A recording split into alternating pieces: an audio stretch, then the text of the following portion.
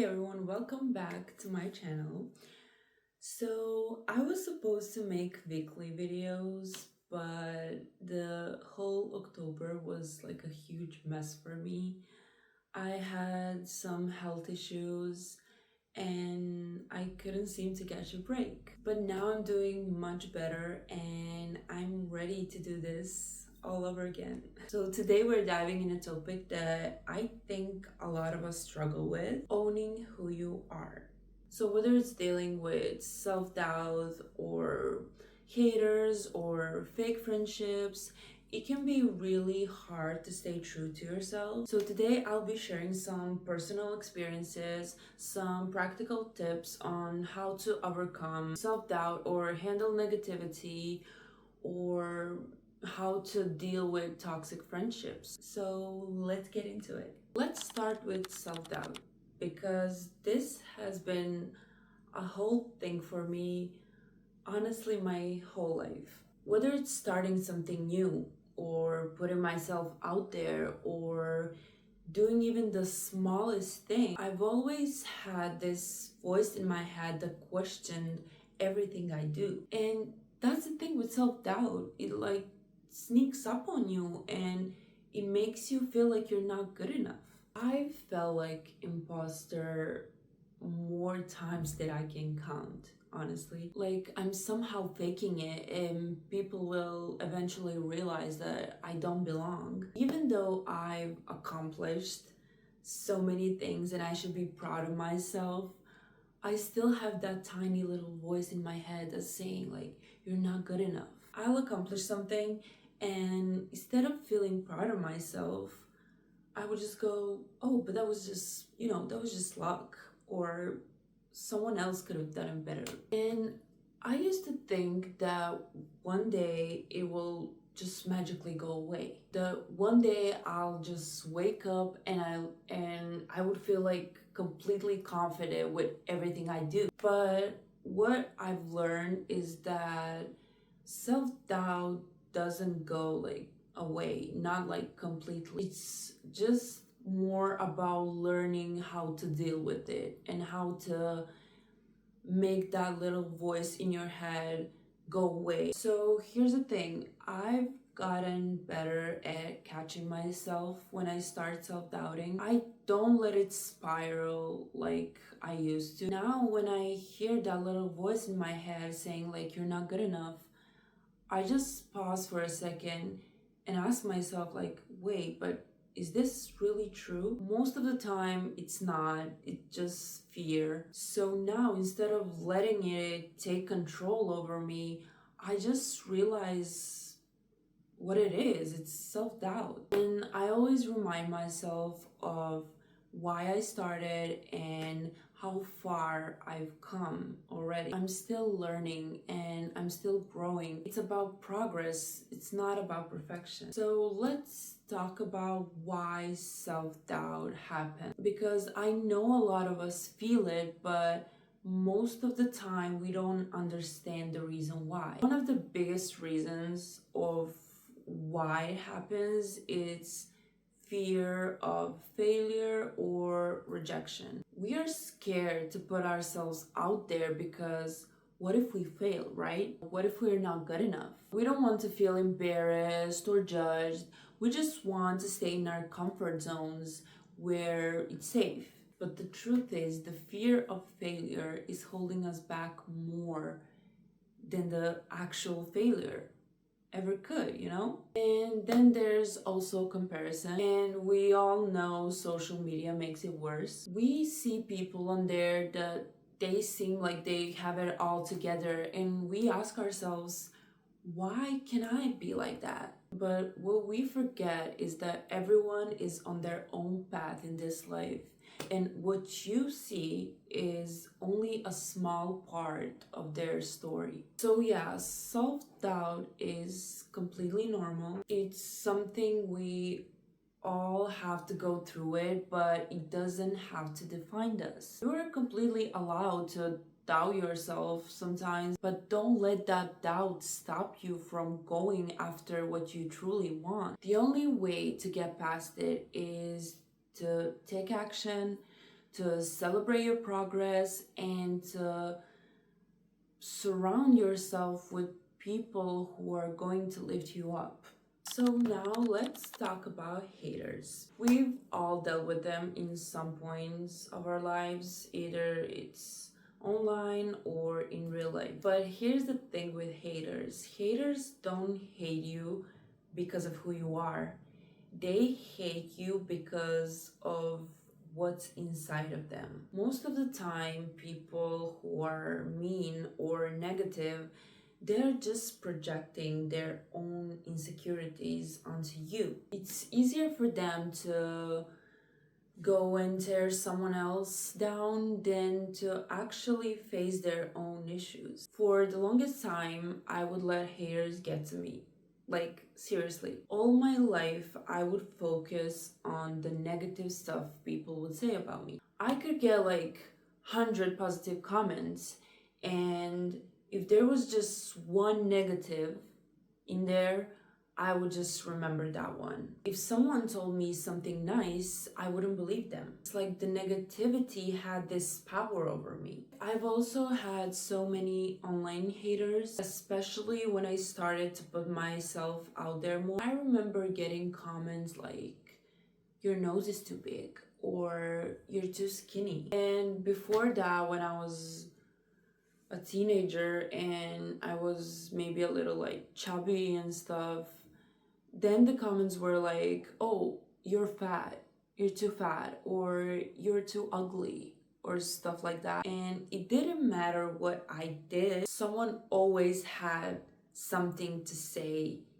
bad about my appearance. And the worst part about it is I believed them. I would look in a mirror and see every negative stuff that they would say about me instead of just seeing myself for who I really was. It made me so self-conscious. Maybe if I change how I look, people would stop saying those stuff. But that's the thing with haters. No matter what you do, they will always find something to criticize. But as the time went by, I started to realize that these people weren't actually talking about me. They were just projecting their own insecurities onto me. I mean, just think about it. When someone is truly happy and confident in themselves, they don't go around leaving nasty comments or trying to make others feel bad. And once I understood that,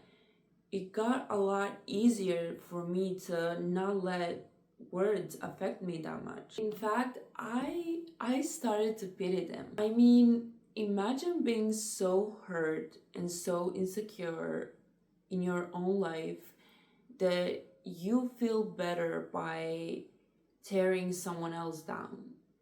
I mean, that's, when you look at it, that's so sad. So now when I get those kind of comments, instead of getting upset, I just actually feel sorry for them. I genuinely hope they can find some help or peace in their lives, because no one who's happy with themselves would act in that way. Just not normal to spend your energy being hateful. So yeah, instead of feeling upset and letting it get to me, I choose to send them compassion, and I hope they figure out what's really bothering them, because the hate they're sending out in the world is not really going to fix what's inside of them. Also, this one's important.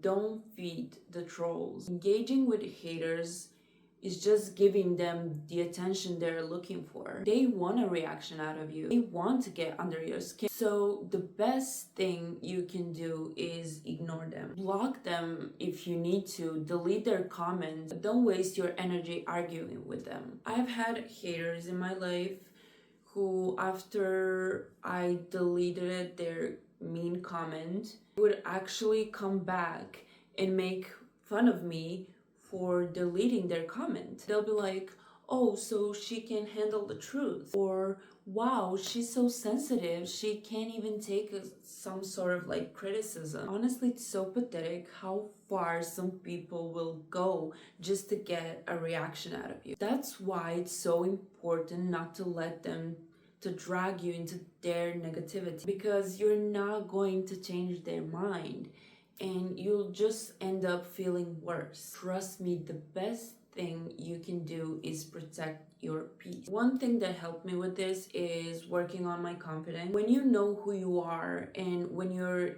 secure in yourself, it's a lot harder for haters to affect you. That doesn't mean you won't get hurt sometimes, because let's be honest, some comments can sting, but it means you won't let it define you. So the next time someone says something negative about you or something mean, just know that it's not about you, it's about them. Because honestly, if they're spending their time hating on you, you must be doing something right. Now let's talk about something a little different.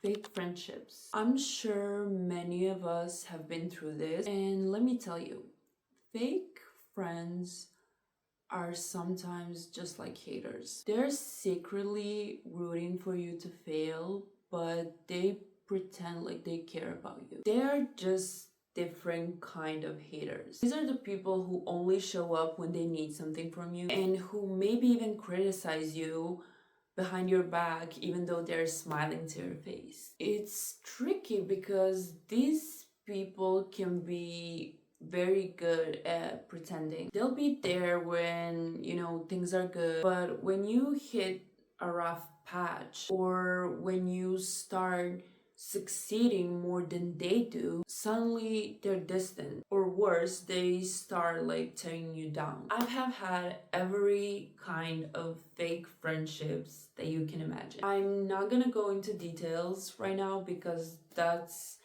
a topic for another video, but let me just say I've experienced it all. I've dealt with the ones with victim mindset. I've also had those who would compete over boys. There were also friends who would only hang out with me because they saw me as useful in some way for them. There were also the friends who would gossip about me behind my back. And then there were ones who just drifted away when I started focusing more on myself. I used to struggle a lot with this, like recognizing them. I was asking myself, what if I'm wrong, or what if I'm being too harsh? And here's what I've learned. When someone shows you who they are, believe them the first time. When you start seeing those little red flags, just trust your gut. So now, if someone shows that they're not genuinely happy for me, or if they're draining my energy with their negativity, I cut them off immediately. No explaining, no conversation needed, because we are grown and you know exactly what you're doing. There's no point in me sitting down and explaining to you what you did wrong, because you already know. You made your choice to act that way, and I'm making my choice to remove myself. And that's really the key. You don't owe anybody anything. You don't owe anyone explanation why you decided to cut them from your life. A lot of us feel the need to explain or justify our decision, but you don't have to play a therapist for someone who's just pretending to be your friend. I simply stop engaging, I distance myself,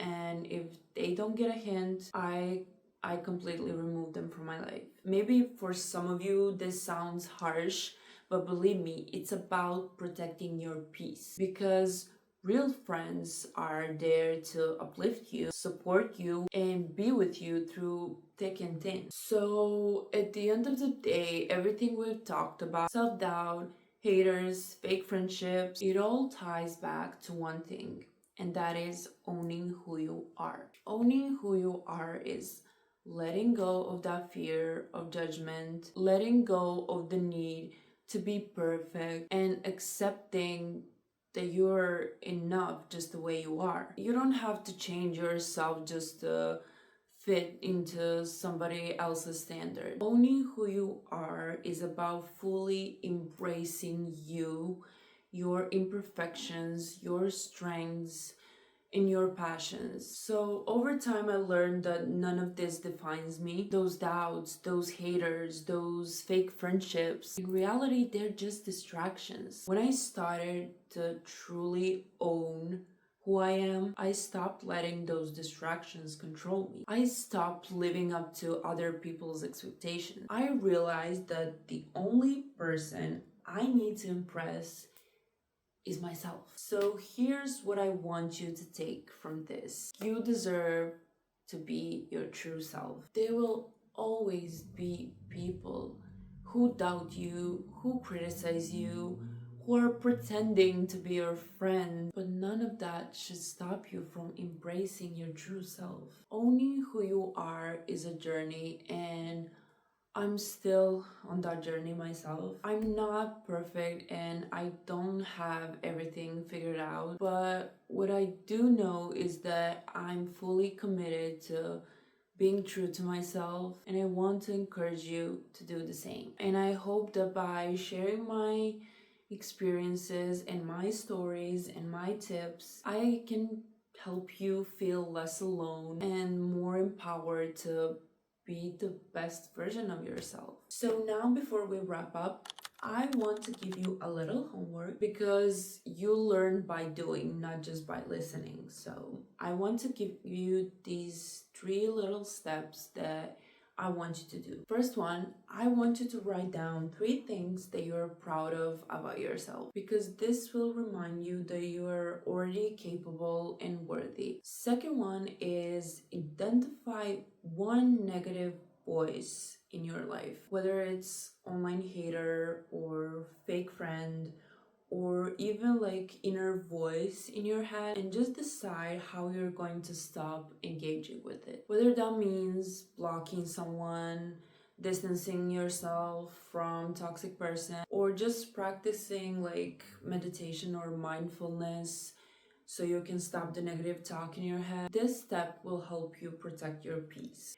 And third one is journal your feelings after you finish these 2 previous steps. What did you learn about yourself? How did it feel to take action? This reflection is where the growth happens. So if this video resonated with you, if you're ready to take action and start owning who you are, hit that like button and share your thoughts down below in the comments. Also, if you're new here, don't forget to subscribe so you never miss a video. I've got so much more to share with you on this journey on self-growth and self-love. Together, we're going to keep pushing past self-doubt, cutting off toxic relationships, and becoming the best version of ourselves. So thank you so much for watching, and let's keep going on this journey together.